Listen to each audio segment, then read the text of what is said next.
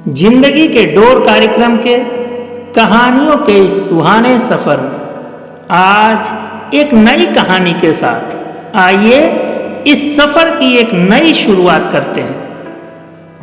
श्रोताओं, बात बहुत समय पहले की है। एक गांव में एक महात्मा रहा करते थे जो ईश्वर के बहुत बड़े भक्त थे। रोज उनका ध्यान करते, भजन कीर्तन करते और तपस्या में लीन रहते थे। गांव में उनकी बहुत इज्जत थी, लोग उनका सम्मान करते थे। महात्मा का ईश्वर पर अटूट विश्वास था। एक बार गांव में भीषण बाढ़ आ गई, चारों ओर जल ही जल था। इस जल प्रलय की स्थिति में सब लोग अपनी जान बचाकर भागने लगे। कोई ऊंचे स्थान की तरफ भागा तो कोई गांव छोड़कर भागने लगा। परंतु सभी ने देखा कि संत महाराज अपनी कुटिया के पास पेड़ के नीचे बैठे प्रभु का भजन कर रहे हैं। सभी ने उनको यह जगह छोड़कर अपने साथ चलने की सलाह दी।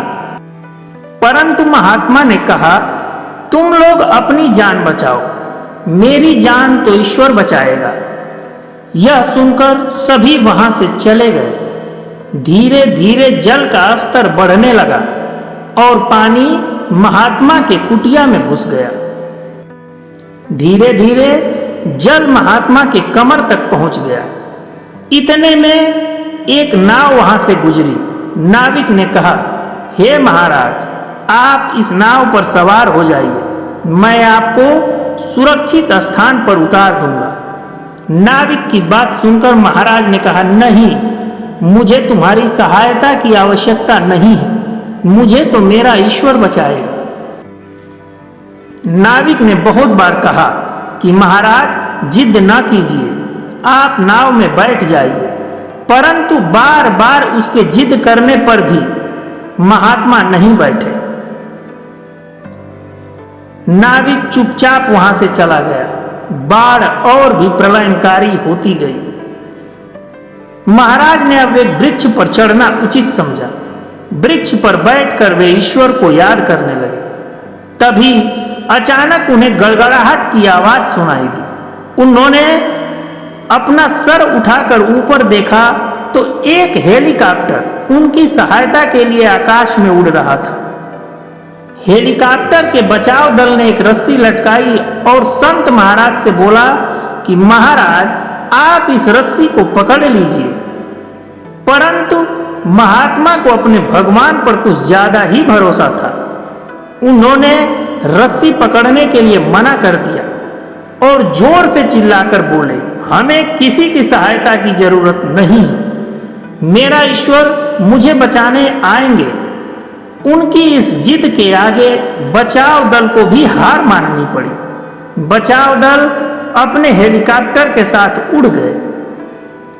कुछ देर में महात्मा जिस वृक्ष पर बैठे थे वो वृक्ष भी डूब गया और महात्मा की मृत्यु हो गई। मृत्यु के बाद स्वर्ग में पहुंचकर महात्मा भगवान से बोले, हे प्रभु, मैंने आपकी दिन रात भक्ति की और अपने अंतिम समय में भी आपके ऊपर से भरोसे को टूटने नहीं दिया। परंतु मुझे यह बात अभी तक समझ नहीं आई कि जब मैं डूब रहा था तब आप हमें बचाने क्यों नहीं आए। भगवान बोले, हे महात्मा, मैं आपके भक्ति से अत्यंत प्रसन्न था, इसलिए मैं आपके रक्षा के लिए एक नहीं बल्कि 3 बार आया। पहली बार एक ग्रामीण के रूप में, दूसरी बार नाविक के रूप में और तीसरी बार हेलीकॉप्टर से बचाव दल के रूप में। परंतु तुम मेरे इन अवसरों को पहचान नहीं पाए। अब तुम ही बताओ, मैं क्या करता। श्रोताओं, ईश्वर तो हमें कई बार बचाना चाहते हैं, परंतु हम अपनी अज्ञानता के कारण समझ नहीं पाते। अर्थात आपके जीवन में कई अवसर आते हैं, परंतु आप उसका लाभ नहीं उठा पाते। अंत में एक बात कहना चाहूंगा अवसर सूर्योदय की तरह होते हैं, यदि आपने देर कर दी तो आप उन्हें खो देंगे। अवसर किसी की प्रतीक्षा नहीं करता, वो आता है और चला जाता है। उन्हें पहचान करके जो कोई लाभ उठा पाता है वही एक सफल इंसान बनता है। जय श्री कृष्ण।